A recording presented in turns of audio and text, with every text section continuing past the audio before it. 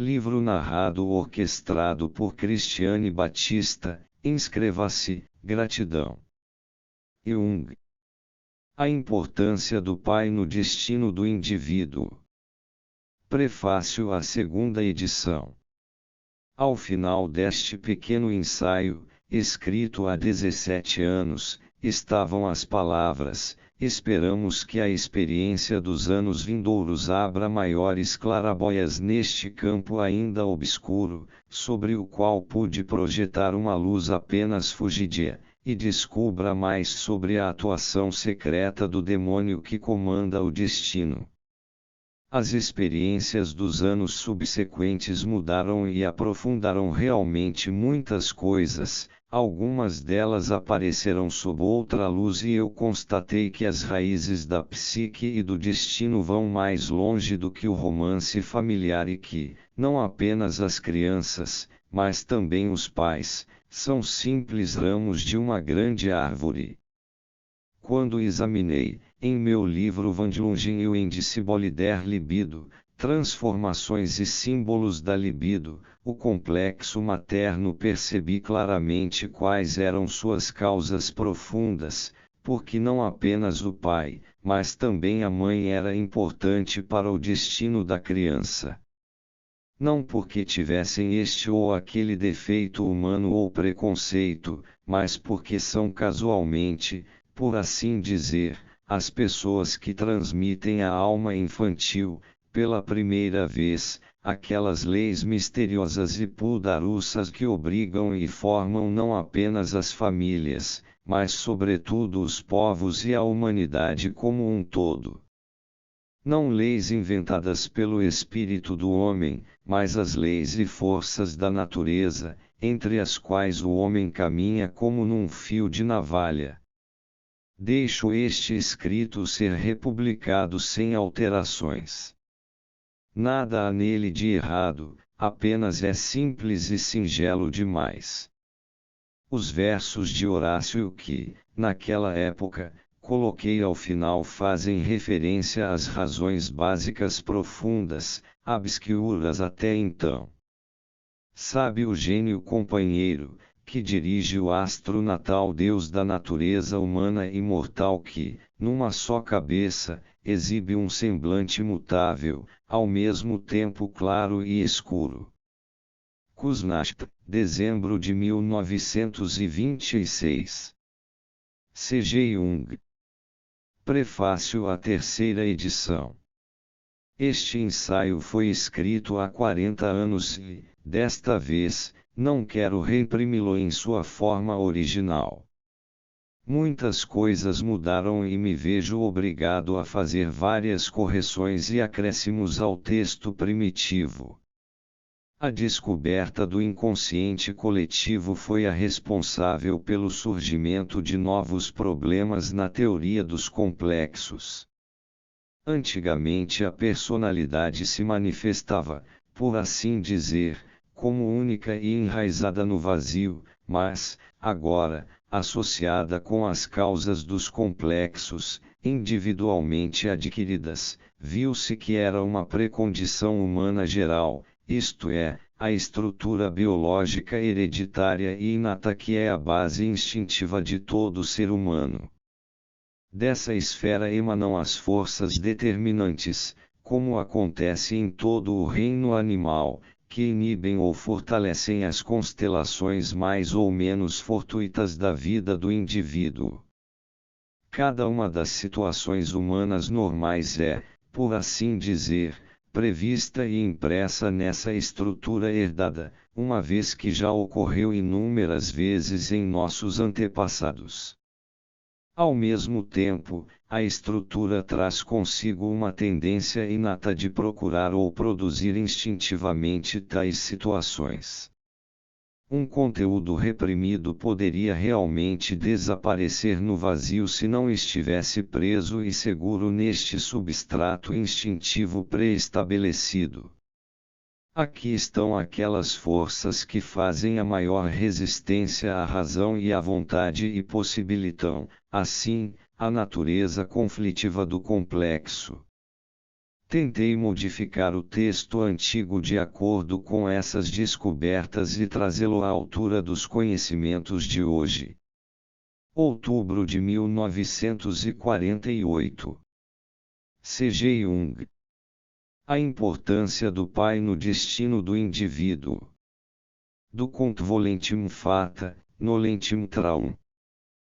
Freud chamou a atenção para o fato de o relacionamento afetivo da criança com os pais e, sobretudo, com o pai, ser da maior importância para o conteúdo de uma neurose futura.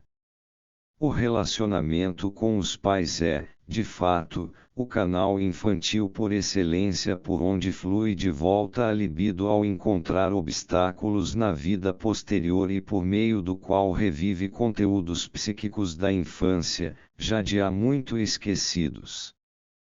Sempre é assim na vida humana, quando voltamos para trás diante de um obstáculo grande demais, de uma decepção muito ameaçadora ou do risco de uma decisão muito importante, então a energia acumulada para resolver a tarefa flui de volta e torna a encher os antigos leitos, os sistemas obsoletos do passado.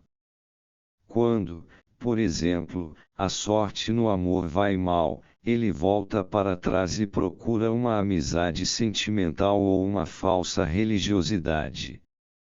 Se o decepcionado for um neurótico, ele volta mais ainda para trás e se apega a relacionamentos infantis que ele nunca abandonou de todo e aos quais também o normal está preso por mais de uma corrente, o relacionamento com o pai e a mãe. Toda análise bem realizada mostra esta regressão com maior ou menor clareza. Uma peculiaridade que sobressai dos trabalhos de Freud é que a relação com o pai parece ter significado especial.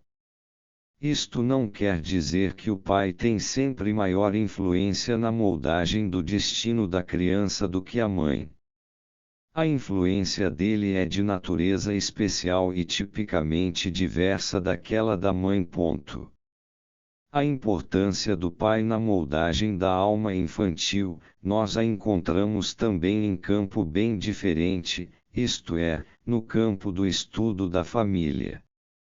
As pesquisas mais recentes mostram a influência predominante do caráter do pai numa família, muitas vezes por centenas de anos. Parece que as mães não têm esse papel. Se isto é verdade no campo da hereditariedade, então devemos esperar o mesmo das influências psicológicas que emanam do pai. O problema foi examinado e aprofundado nas pesquisas de minha aluna, doutora F. Furst, sobre a semelhança familiar no tipo de reação. Furst procedeu a testes de associação em 100 pessoas pertencentes a 24 famílias.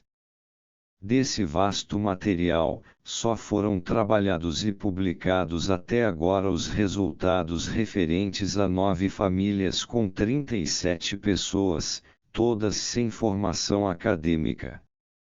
Mas os números já permitem algumas conclusões notáveis. As associações foram classificadas segundo o esquema de Kraepelin-Schaffenburg, que simplifiquei e modifiquei, e então foi calculada a diferença de cada grupo de qualidade de uma pessoa com o grupo correspondente de outra pessoa. Disso resultaram médias numéricas da diferença no tipo de reação.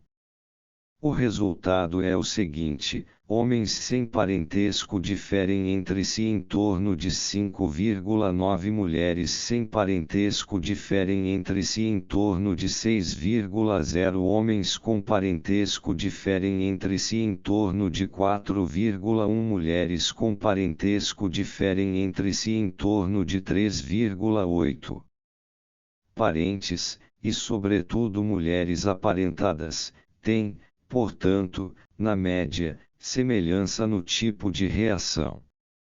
Este fato confirma que a atitude psicológica dos parentes difere bem pouco. Examinando as diversas atitudes de parentesco, tivemos o seguinte: a diferença média do marido e da mulher chega a 4,7. O valor dispersivo desse número médio é, no entanto, 3,7, o que é muito, significando que o número médio 4,7 é composto de números bem heterogêneos. Há casamentos com maior e outros com menor semelhança no tipo de reação.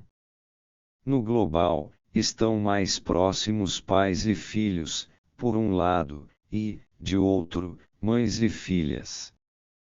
A diferença de pais e filhos chega a 3,1, a diferença de mães e filhas chega a 3,0. Com exceção de alguns casos de casais, onde a diferença caiu para 1,4, estes são os números menores. Post apresenta um caso em que a diferença entre a mãe de 45 anos e a filha de 16 anos chegou apenas a 0,5. Mas foi também neste caso que a mãe e a filha tinham uma diferença de 11,8 com relação ao tipo de reação do pai. O pai era grosso, estúpido e beberrão, a mãe filiou-se a Christian Science. Devido a estas circunstâncias, mãe e filha apresentavam um tipo de reação cheio de predicados de valores, o que na minha experiência tem importância semiótica no diagnóstico de uma relação conflitiva com o objeto. O tipo com predicados de valores manifesta uma excessiva intensidade de sentimentos e, com isso, revela um esforço, inadmitido, mas nem por isso menos transparente, de despertar um sentimento recíproco no experimentador. No material de Furst, este ponto de vista concorda com o fato de que o número de predicados de valores aumenta com a idade da pessoa examinada. A semelhança do tipo de reação dos descendentes com o dos pais dá o que pensar. O experimento de associação nada mais é do que um pequeno segmento da vida psicológica de uma pessoa e a vida cotidiana é, fundamentalmente, um experimento de associação ampliado e muito variado, pois, em princípio, reagimos cá e lá como realmente somos. Por mais óbvia que seja esta verdade, precisa de explicação e certa restrição. Tomemos o caso da mãe de 45 anos com sua filha de 16 anos. O tipo, cheio de predicados de valores, da mãe é, sem dúvida, resultado de toda uma vida de esperanças e desejos frustrados. Não é de surpreender que tenha um tipo ligado a predicados de valores. Mas a filha de 16 anos nem começou a viver a vida ainda, não é casada, mas lide como sua mãe e como se tivesse passado por infindáveis desilusões. Tinha o comportamento de sua mãe e, neste sentido, identificava-se com a mãe.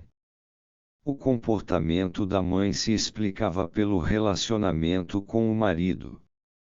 Mas a filha não era casada com este homem, seu pai, e não tinha, pois, necessidade de apresentar este comportamento. Ela simplesmente o assumiu a partir das influências circunstanciais e, depois, tentará se adaptar ao mundo sob a influência desse problema familiar. Da mesma forma como um casamento fracassado não presta, também não presta o comportamento dele resultante para se adaptar na vida futura. A moça deverá superar os obstáculos de seu ambiente familiar, se não o conseguir, sucumbirá ao destino para o qual seu comportamento a predispõe. Há evidentemente, para este destino, várias possibilidades. O tentar encobrir o problema familiar e a absorção do afeto negativo do caráter dos pais pode, sem dar na vista, fixar-se bem no íntimo da pessoa, sob a forma de inibições e conflitos que ela mesma não entende.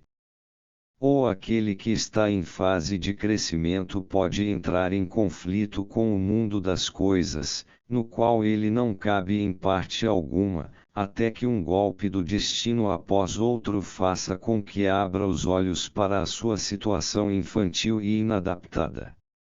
Naturalmente, a fonte da perturbação infantil de adaptação é o relacionamento afetivo com os pais. É uma espécie de contágio psíquico, causado, como sabemos, não por verdades lógicas, mas por afetos e suas manifestações corporais. No tempo da formação mais intensa, isto é, do 1º ao 5º ano, todas as características essenciais que cabem exatamente no molde dos pais já se desenvolveram, pois, como nos ensina a experiência, os primeiros sinais do futuro conflito entre a constelação dos pais e a autonomia individual ocorrem, via de regra, antes do 5º ano. Gostaria de apresentar a seguir, a base de algumas anamneses, como a constelação dos pais estorva a adaptação dos filhos. Caso 1. Uma senhora de 55 anos, bem conservada, vestida pobremente, mas com esmero, trajando com elegância roupa preta, cabelo penteado com capricho, maneiras educadas e algo afetadas, linguajar escolhido e devota. Poderia ser a esposa de um funcionário público subalterno ou de um comerciário. Apresentou-se, porém, como a esposa separada de um camponês comum, enrubescendo e baixando os olhos quando o disse. Procurou a policlínica por causa de depressão, medo noturno, palpitações e contrações nervosas nos braços. Tratava-se, pois, de uma branda neurose climatérica. Para completar o quadro, ela acrescentou que sofria de terríveis sonhos de ansiedade. Sonhava que alguém a perseguia, que animais ferozes a atacavam, etc. Começaremos sua anamnese com a história familiar. Usarei o quanto possível as palavras da paciente. Seu pai era um homem alto, um pouco corpulento e de aspecto imponente. Era feliz no casamento com a mãe dela, pois a mãe o adorava. Era inteligente, um mestre em ofícios e tinha um comportamento digno. Havia apenas 2 filhos, a paciente e uma irmã mais velha. A irmã era a favorita da mãe e a paciente a favorita do pai. Quando ela tinha 5 anos, o pai morreu de um ataque aos 42 anos. Sentiu-se abandonada e foi tratada pela mãe e pela irmã como a Cinderela. Percebeu claramente que sua mãe preferia a irmã. Sua mãe permaneceu viúva. O respeito pelo falecido era tão grande que não admitia novo casamento. Preservou sua memória como um culto religioso e ensinou as filhas a fazerem o mesmo. A irmã dela casou relativamente cedo, a paciente só casou aos 24 anos. Nunca se interessou por jovens, pareciam insípidos. Procurava, antes, homens maduros.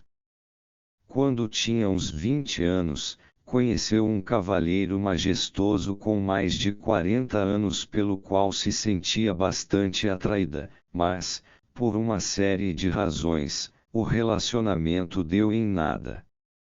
Aos 24 anos conheceu um viúvo que tinha 2 filhos.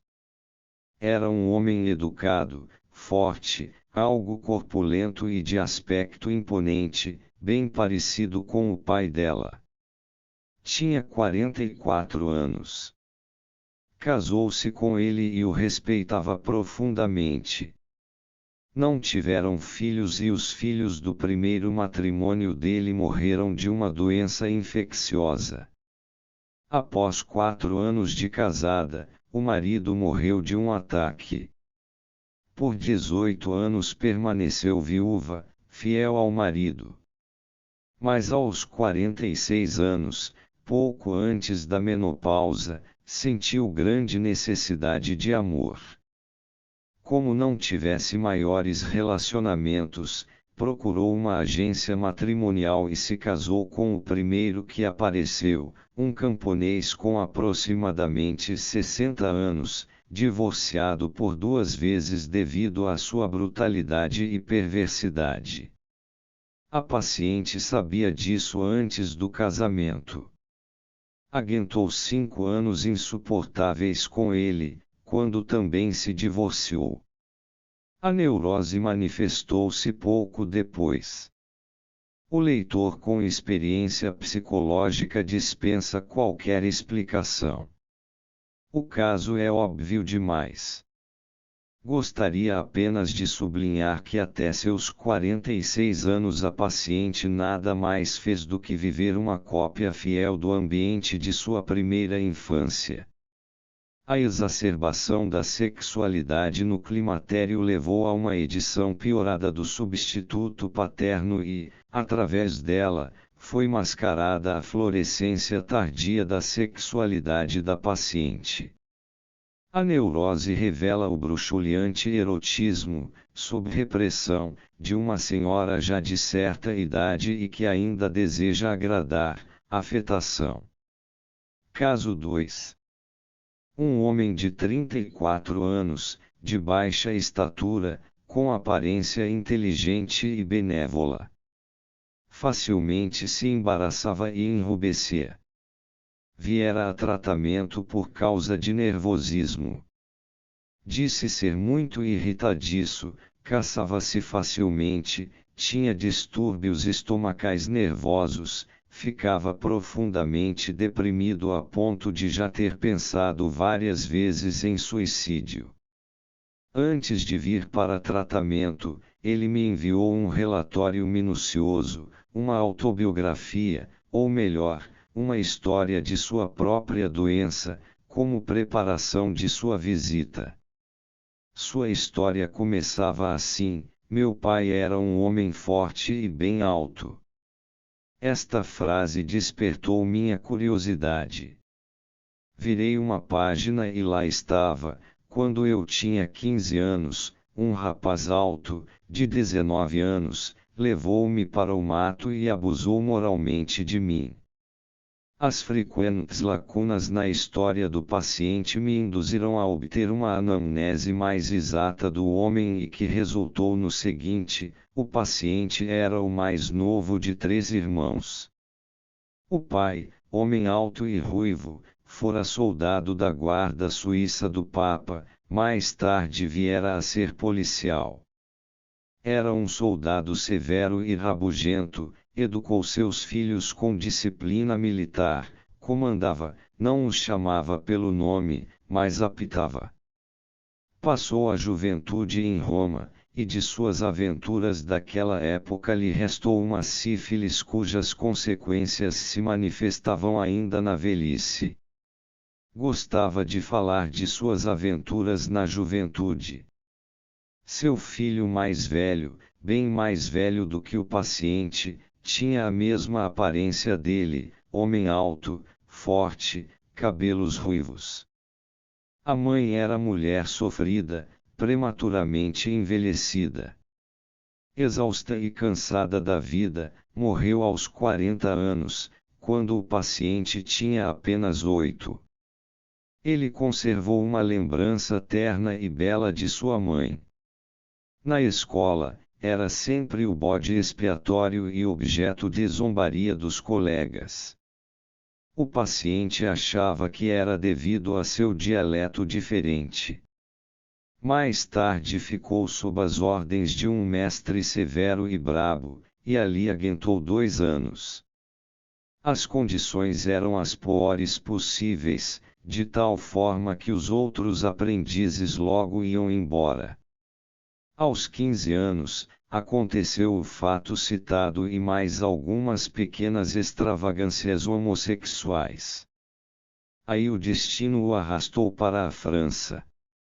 Lá conheceu um francês do Sul, grande fanfarrão e campeão sexual.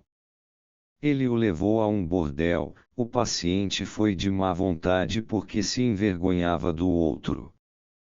Lá se mostrou impotente. Depois veio a Paris, onde seu irmão mais velho, reprodução exata do pai, era mestre pintor e levava vida dissoluta. Permaneceu ali por longo tempo, com um salário bem baixo, e ajudava sua cunhada por pena dela. O irmão levou-a várias vezes ao bordel, mas sempre era impotente. Certa feita, o irmão pediu que lhe desse a herança, em torno de 6.000 francos. O paciente aconselhou-se primeiro com o outro irmão que também estava em Paris. Este o dissuadiu de dar o dinheiro ao irmão porque o esbanjaria. Mas o paciente deu o dinheiro e o irmão o esbanjou rapidamente. O irmão que desaconselhara a doação também caiu no conto com 500 francos. Perguntei-lhe por que dera tão generosamente o dinheiro, sem qualquer garantia. Respondeu-me, porque ele pediu. Não estava chateado por causa do dinheiro, daria outros 6.000 francos se os tivesse. O irmão mais velho decaiu completamente e a esposa conseguiu o divórcio. O paciente voltou à Suíça e ficou 1 ano sem emprego fixo, às vezes passando até fome. Nesta época conheceu uma família e a visitava com frequência. O marido pertencia a uma seita estranha, era hipócrita e descurava da família. A mulher era mais velha, doente, fraca e, ainda por cima, estava grávida. Havia 6 filhos, todos vivendo na maior pobreza. O paciente criou grande afeição por esta mulher e dividia com ela o pouco que tinha. Ela lhe contava os problemas e dizia estar certa de morrer no parto. Ele prometeu, ainda que nada possuísse, cuidar das crianças e criá-los. A mulher realmente faleceu no parto, mas o juizado de órfãos interferiu e lhe deixou apenas uma criança. Tinha agora uma criança, mas não tinha família e, naturalmente, não conseguia criá-la sozinho. Pensou, então, em se casar. Mas como nunca tivesse tido paixão por qualquer moça, ficou em estado de perplexidade. Ocorreu-lhe, então, que seu irmão mais velho estava divorciado e que ele poderia casar com a ex-mulher dele. Escreveu-lhe sobre sua intenção. Ela era 17 anos mais velha do que ele, mas não se opunha aos planos dele.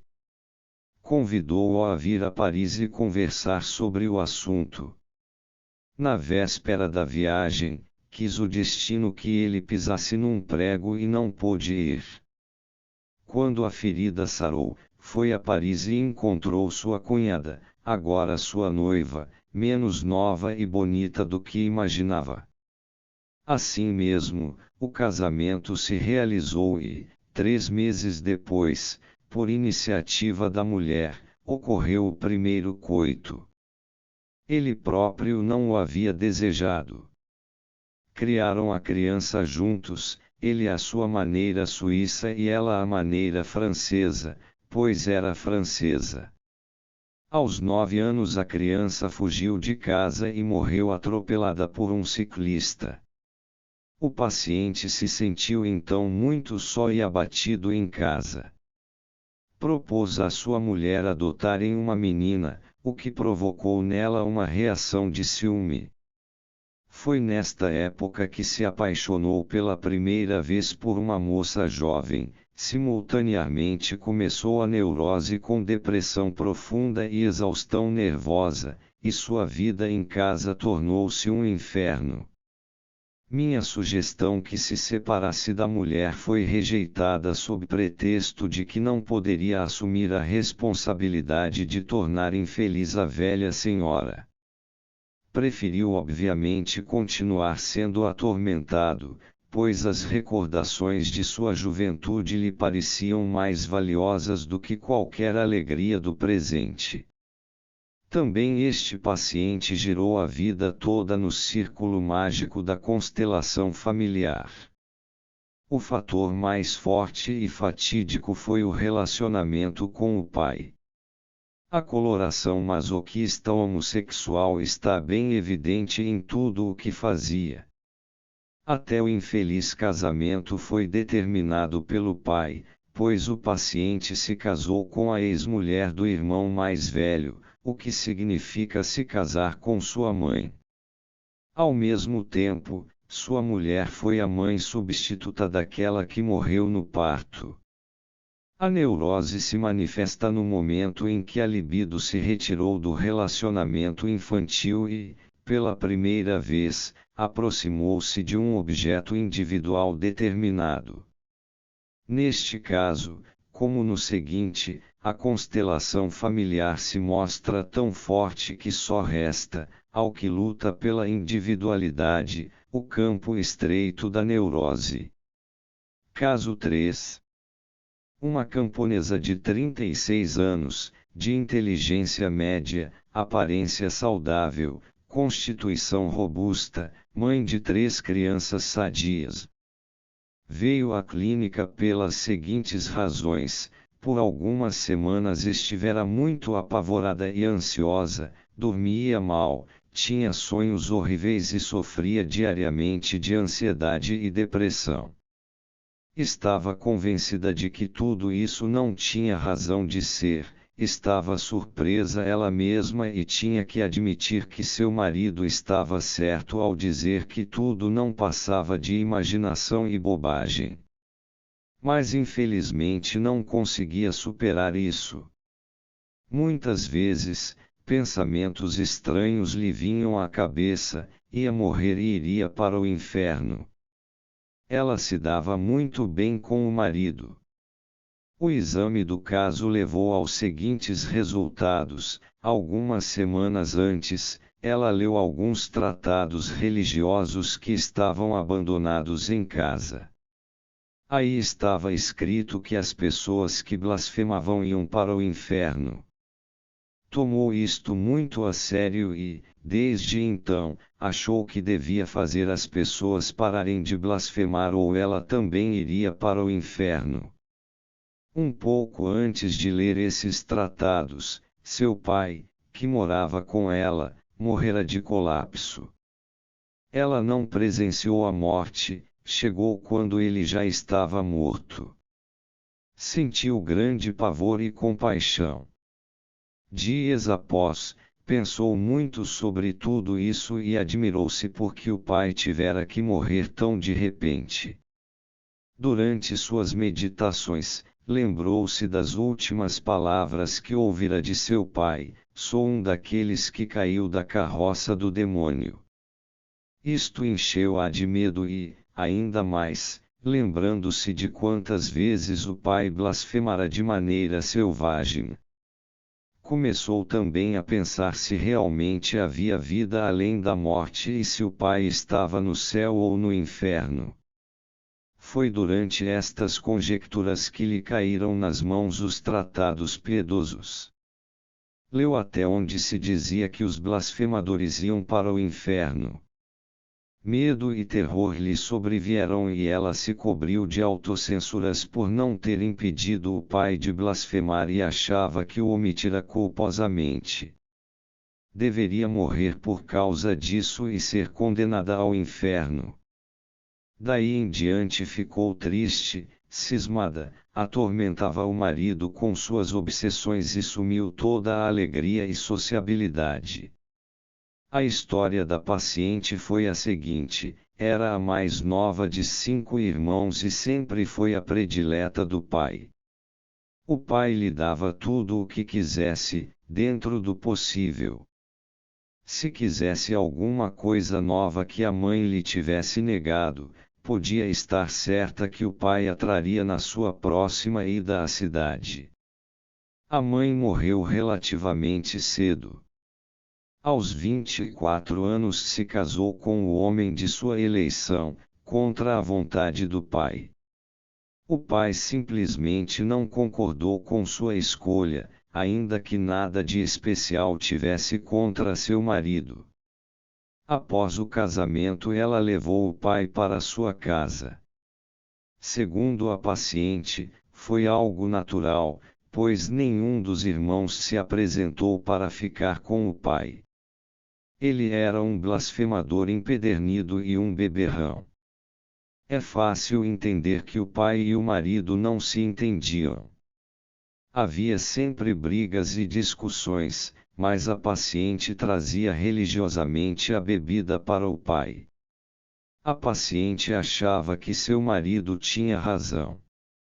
Era um homem batalhador e tolerante que tinha um único defeito, o de obedecer pouco ao pai dela. A paciente achava isto incompreensível e preferia ver seu marido sujeitando-se ao pai. Pai é sempre pai. Nas inúmeras brigas, ela tomava sempre o partido do pai. Nada tinha a objetar a seu marido e este tinha razão em seus protestos, mas era preciso ajudar o pai. Cedo, pareceu a ela ter procedido mal contra o pai, por se ter casado contra a vontade dele e, muitas vezes, após uma briga, sentia que seu amor pelo marido desaparecia completamente. Desde a morte do pai, não mais conseguiu amar o marido, pois, com sua desobediência, fora o principal responsável pelos ataques de raiva e blasfêmia do pai. Certa vez, o estado de animosidade foi demais para o marido e convenceu a mulher a encontrar um outro lugar para o pai morar. Lá ele morou por 2 anos. Neste período os esposos viveram em paz e felizes. Aos poucos, no entanto, foram surgindo remorsos de que não devia deixar o pai morar sozinho, pois era, apesar de tudo, seu pai. Finalmente, apesar dos protestos do marido, reassumiu o pai de volta porque, como dizia, ela amava, no fundo, mais o pai do que o marido. Mal voltou para a casa, voltaram também as brigas, até a repentina morte do pai. Após esta narrativa, a paciente irrompeu numa série de lamentações, deveria se divorciar do marido. Já o teria feito se não fossem as crianças. Cometera uma grave injustiça, um grave pecado, ao se casar com um homem contra a vontade do pai. Deveria ter aceito o homem que o pai lhe propusera. Este teria, sem dúvida, obedecido ao pai e, assim, tudo teria ficado bem. O marido nem de longe era tão bom quanto o pai, junto ao pai conseguia tudo, junto ao marido não. O pai lhe dava tudo o que ela queria. Gostaria de morrer para estar junto com ele. Quando terminou suas lamentações, perguntei por que recusara o marido que o pai havia proposto. O pai, um pequeno camponês de uma gleba bem pobre, havia assumido como empregado um rapaz sem eira nem beira, ao tempo em que nasceu a filha mais nova. O rapaz se desenvolveu da maneira mais desagradável possível, era tão bobo que não aprendeu a ler e escrever, nem a falar direito. Era um imbecil completo. Quando chegou à idade varonil, começaram a surgir úlceras em seu pescoço, algumas delas se rompiam e escorria pus fazendo que esta criatura suja e feia se tornasse realmente horrível. Sua inteligência não crescia com a idade. permaneceu um trabalhador do campo sem salário definido. A este rapaz queria o pai dar sua filha predileta em casamento. A moça, felizmente, não se dispôs a obedecer, mas agora lamentava o fato, pois aquele idiota teria sido bem mais obediente a seu pai do que o marido. É preciso acentuar que a paciente, bem como o paciente do caso anterior, não era nenhuma imbecil. Ambos possuíam inteligência normal, apenas que os antolhos da constelação familiar não lhes permitiam usá-la adequadamente. Isto se mostra claramente na história desta paciente. A autoridade do pai nunca foi questionada. Não importava em absoluto se ele era briguento e beberrão, causa óbvia de todas as brigas e discussões. Seu marido, sim, deveria se curvar a este espantalho e ela própria chegou a lamentar que seu pai não tenha conseguido destruir completamente sua felicidade. Por isso ela agora tentava destruí-la, através de sua neurose que forçava sobre ela o desejo de morrer, podendo então ir para o inferno, onde, nota bene, já se encontrava o pai. Se alguém estiver disposto a ver uma força demoníaca do destino em ação, pode vê-la nestas lúgubres e silenciosas tragédias que acontecem lenta e dolorosamente nas almas doentes de nossos neuróticos. Alguns libertam-se passo a passo, lutando constantemente contra os poderes invisíveis, das garras do demônio que empurra os incautos de um destino cruel para outro. Outros se levantam e conquistam a liberdade para serem, depois, novamente engolidos pelos antigos mindros da neurose. Nem mesmo podemos dizer que estas infelizes pessoas sejam neuróticas ou degeneradas. Quando nós, normais, examinamos nossa vida, percebemos que uma mão poderosa nos guia, sem errar, para nosso destino, e nem sempre esta mão é bondosa.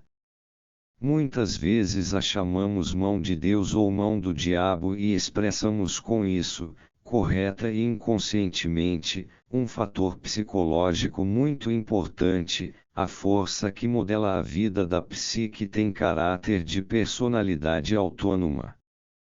Em todo caso, é sentida assim, de modo que no linguajar comum, bem como nos tempos antigos, a fonte de semelhantes destinos pareça ser um demônio, um bom ou mau espírito.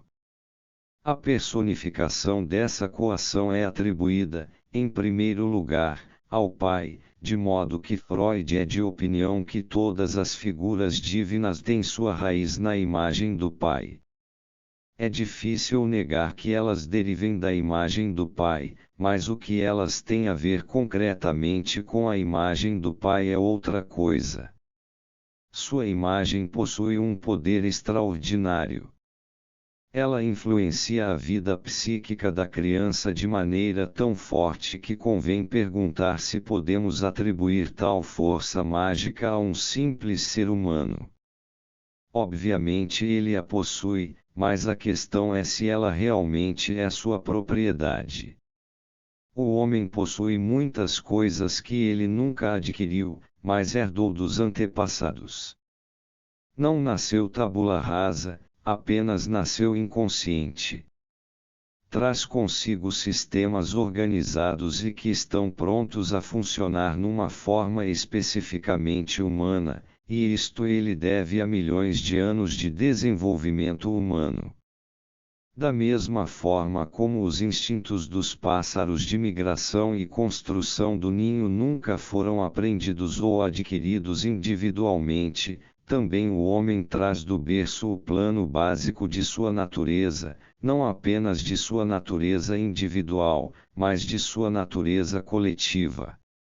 Estes sistemas herdados correspondem às situações humanas que existiram desde os primórdios, juventude e velhice, nascimento e morte, filhos e filhas, pais e mães, acasalamentos etc. Apenas a consciência individual experimenta estas coisas pela primeira vez, mas não o sistema corporal e o inconsciente. Para eles só interessa o funcionamento habitual dos instintos que já foram pré-formados de longa data. Ah, você foi em tempos idos minha irmã ou minha mulher. Assim Goethe traduz em palavras o sentimento apreensivo de muitos. Denominei este modelo instintivo, congênito e preexistente, ou respectivamente o pattern of behavior, de arquétipo. Esta é a imagem, carregada com o dinamismo, que não podemos atribuir a um ser humano individual. Se este poder estivesse realmente em nossas mãos, ou sujeito à nossa vontade, ficaríamos tão esmagados pela responsabilidade que ninguém, em sã consciência, ainda ousaria ter filhos. Mas o poder do arquétipo não é controlado por nós é que estamos à disposição dele num grau que nem suspeitamos. Há muitos que resistem à sua influência e compulsão, mas também há muitos que se identificam com o arquétipo, como, por exemplo, com a Petris potestas ou com a rainha do formigueiro. E porque cada qual é, de certa forma, possuído por sua pré-formação especificamente humana, é mantido preso e fascinado por ela e exerce a mesma influência sobre outros sem estar consciente do que está fazendo. O perigo está exatamente nesta identidade inconsciente com o arquétipo, não apenas exerce uma influência dominadora sobre a criança por meio da sugestão, mas também causa a mesma inconsciência na criança, de modo que ela sucumbe à influência de fora não podendo concomitantemente fazer oposição de dentro. Quanto mais o pai se identificar com o arquétipo, tanto mais inconsciente, irresponsável e até mesmo psicótico ele será. Em nosso caso, trata-se quase de uma foliado. A intenção do pai é mais do que evidente. Queria casar sua filha com esta horrível pseudo-criatura para mantê-la consigo e escravizá-la para sempre. O que o pai fez é um grosseiro exagero do que fazem muitos pais ditos respeitáveis e educados e que se gloriam de sua mentalidade progressista. Os pais que criticam qualquer manifestação de independência emocional de seus filhos, que mimam suas filhas com erotismo camuflado e tirania sentimental, que tutelam seus filhos forçando-os a determinada profissão e a um casamento conveniente, as mães que, já no berço, excitam seus filhos com exagerado carinho, que os transformam depois em bonecos escravos e, ao final, estragam a vida amorosa deles por ciúmes, todos eles, em princípio, agem como aquele estúpido e grosseiro camponês. Eles não sabem o que estão fazendo, não sabem que, sucumbindo à compulsão, eles a passam aos filhos, tornando-os escravos dos pais e do inconsciente. Esses filhos continuarão vivendo por longo tempo na esteira dos pais, mesmo que estes já tenham falecido. Não sabem o que fazem. O inconsciente é o pecado original. Caso 4. Um garoto de 8 anos, inteligente, de aparência algo delicada, foi trazido por sua mãe devido à enurese. Durante a consulta, o garoto ficou o tempo todo grudado na mãe, uma jovem e elegante senhora. O casamento era feliz, apenas o pai era um tanto enérgico e o garoto, o filho mais velho, tinha medo dele. A mãe compensava a dureza do pai com o carinho correspondente ao qual o garoto respondia não se afastando da saia da mãe. Nunca brincava com os colegas de escola, nunca ia sozinho para a rua, a não ser quando ia à escola. Temia a rudeza e brutalidade dos colegas de escola, brincava em casa com jogos de inteligência ou ajudava a mãe no trabalho caseiro. Tinha grande ciúme do pai, e não suportava vê-lo fazendo carinho na mãe. Tomei o garoto à parte e perguntei sobre seus sonhos. Sonhava muitas vezes com uma cobra que queria lhe morder o rosto. Gritava, então, e a mãe tinha que sair do quarto vizinho para acalmá-lo. À noite ia tranquilamente para a cama. Mas, ao pegar no sono, parecia que na sua cama estava deitado um homem preto e furioso, com uma espada ou uma espingarda, um homem alto e magro que queria matá-lo. Os pais dormiam no quarto vizinho. O garoto muitas vezes sonhava que coisas horríveis estavam acontecendo lá, que havia grandes cobras pretas ou homens maus que queriam matar a mãe. Gritava, então, e a mãe vinha acalmá-lo. Cada vez que molhava a cama chamava a mãe, esta vinha para trocar a roupa molhada. O pai era um homem alto e magro.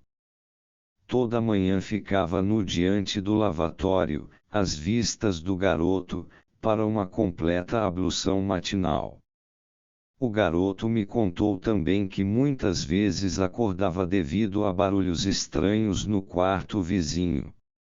Ficava tremendamente assustado, temendo que algo pavoroso estivesse acontecendo, uma espécie de luta, mas a mãe o tranquilizava, dizendo que não era nada. É fácil imaginar o que acontecia no quarto vizinho. Também é fácil entender o que o garoto pretendia ao chamar sua mãe, tinha ciúmes e queria separá-la do pai. Procedia assim também de dia, quando o pai fazia carinho na mãe. Até aqui, o garoto era simplesmente um rival do pai, disputando o amor da mãe. Agora, porém, acresce o fato que tanto a cobra quanto o homem mau o ameaçam, acontece com ele o mesmo que com a mãe no quarto vizinho. Neste sentido, identifica-se com a mãe e está, portanto, numa relação com o pai, semelhante à relação da mãe. Isto se deve ao seu comportamento homossexual que se sente feminino com relação ao pai. Molhar a cama significa, neste caso, um substituto da sexualidade. A pressão da urina no sonho, e também quando acordado, é frequentemente sintoma de outra pressão qualquer, como, por exemplo, medo, expectativa, excitação reprimida, incapacidade de se expressar, necessidade de exprimir um conteúdo inconsciente, etc. O substituto da sexualidade tem, neste caso, o valor de uma masculinidade prematura que visa compensar a inferioridade da criança. Não pretendo me ocupar, neste contexto, com a psicologia dos sonhos, mas não posso deixar de abordar o motivo da cobra preta e do homem preto. Esses fantasmas assustadores ameaçam tanto o próprio sonhador quanto a mãe. Preto significa escuro, o inconsciente. O sonho mostra que o relacionamento mãe-filho está ameaçado pela inconsciência. O ameaçador é representado pelo motivo mitológico do pai animal, em outras palavras, o pai é alguém ameaçador. Esta constatação corresponde à tendência da criança de permanecer inconsciente e infantil, o que é francamente perigoso. Para o garoto, o pai é uma antecipação de sua própria masculinidade, conflitando com seu desejo de permanecer infantil. O ataque da cobra ao rosto, isto é, a parte que vê, representa, no meu entender, a colocação em perigo da consciência, cegueira. Este pequeno exemplo mostra o que ocorre na psique de uma criança de 8 anos que entrou numa relação de dependência dos pais, por culpa, em parte, da demasiada severidade do pai e da demasiada ternura da mãe. A identificação com a mãe e o medo do pai são, exatamente, o caso individual dessa neurose infantil, mas representam também a situação humana primitiva, ou seja, o ficar preso da consciência primitiva ao inconsciente e o impulso compensador que procura arrancar a inconsciência dessas amarras do escuro. Porque o homem pressente esta situação primitiva por detrás de sua experiência individual, sempre tentou lhe dar expressão de validade universal por meio do motivo universal da luta do herói divino contra o dragão-mãe e que tem como objetivo libertar o homem do poder da escuridão. Este mito tem um sentido salvador, isto é, terapêutico, uma vez que dá expressão adequada ao dinamismo que subjaz ao embaraçamento individual. O mito não deve ser explicado causalmente como consequência de um complexo pessoal de pai, mas deve ser entendido teleologicamente como uma tentativa do próprio inconsciente de resgatar a inconsciência da regressão ameaçadora. As ideias de salvação não são racionalizações subsequentes de um complexo de pai, mas mecanismos arquetípicos pré-formados do desenvolvimento da consciência. O que vemos no processo histórico mundial também acontece em casos individuais. O poder dos pais guia a criança como um destino mais alto. Quando ela cresce, então começa a luta entre a atitude infantil e a consciência em evolução. A influência dos pais, que data do período pré-histórico, infantil, é reprimida e entra no inconsciente. Mas não é eliminada. Dirige com fios invisíveis as criações aparentemente individuais do espírito em amadurecimento. Como tudo o que passou para o inconsciente, também a situação primitiva infantil envia sentimentos obscuros e premonitórios para a consciência, sobretudo sentimentos de orientação secreta e de influências do além. Estas influências não são normalmente relacionadas ao pai, mas a uma divindade positiva ou negativa. Esta mudança se opera, em parte, por força da educação e, em parte, espontaneamente. Ela é universal. Ela se impõe mesmo contra a crítica consciente e com a força do instinto e por isso a anima merece ser designada naturaliter religiosa. O fundamento e possibilidade de tal desenvolvimento estão no fato de que a criança possui um sistema herdado que antecipa a existência dos pais e sua possível influência sobre ela. Em outras palavras, atrás do pai existe o arquétipo do pai e neste tipo pré-existente está o segredo do poder paterno, a exemplo da força que leva o pássaro a migrar. Esta força não é produzida por ele, mas provém dos antepassados. Certamente não passou despercebido ao leitor que o papel representado pela imagem do pai neste caso é ambíguo. A ameaça que ele representa tem duplo aspecto. Por um lado, pode fazer com que o garoto, por medo do pai, saia dessa identificação com a mãe, mas pode também acontecer que, por medo do pai, ele se agarre ainda mais à mãe. Surge então uma situação tipicamente neurótica, quer e não quer, diz sim e não ao mesmo tempo. Este duplo aspecto da imagem do pai é característico do arquétipo em geral, é capaz de efeitos diametralmente opostos e atua sobre a consciência mais ou menos como Deus se comporta para com Jó, isto é, de modo ambivalente. E fica a critério das pessoas, como no livro de Jó, tirar as consequências.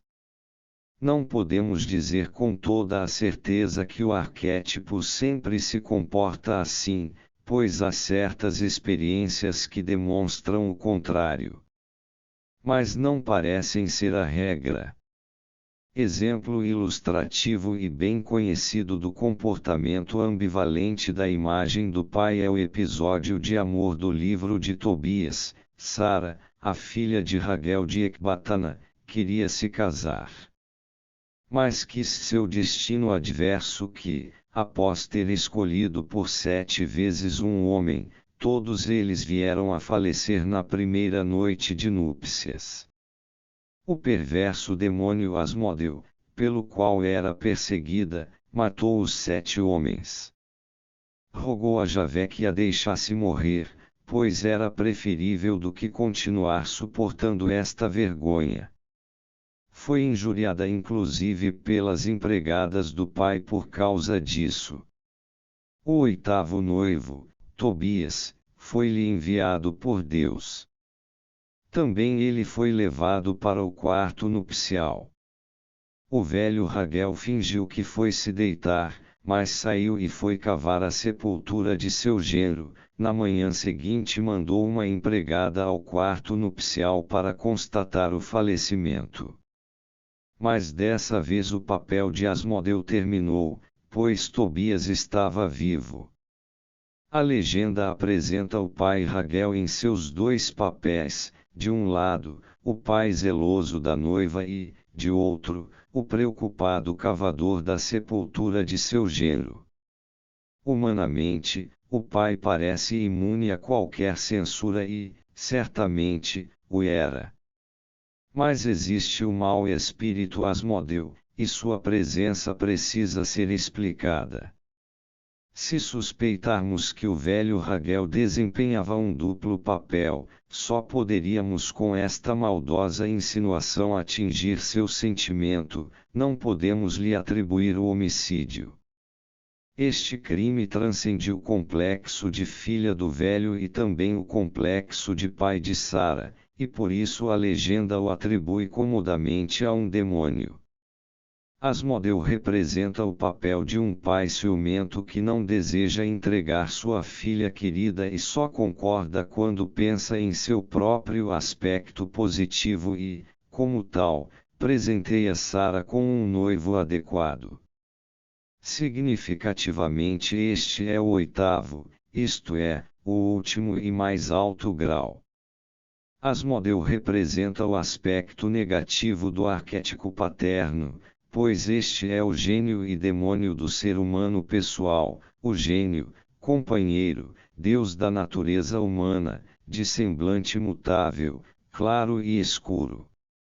O mito oferece uma explicação psicológica correta, não atribui a Raguel uma maldade sobre-humana, distingue entre pessoa humana e demônio. Assim a psicologia deve distinguir entre o que o indivíduo é e pode, e o que deve ser atribuído ao sistema congenital instintivo que não foi criado pelo ser humano individual, mas que ele já recebeu pronto. Faríamos a maior injustiça ao indivíduo Raguel se o responsabilizássemos pelo poder fatídico desse sistema, ou seja, do arquétipo.